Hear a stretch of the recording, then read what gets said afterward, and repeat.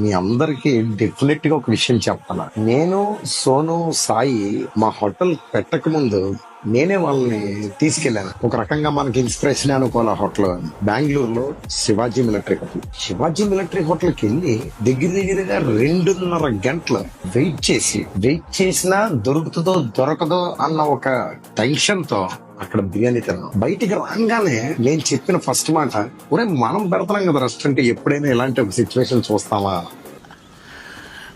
చూస్తావుగా.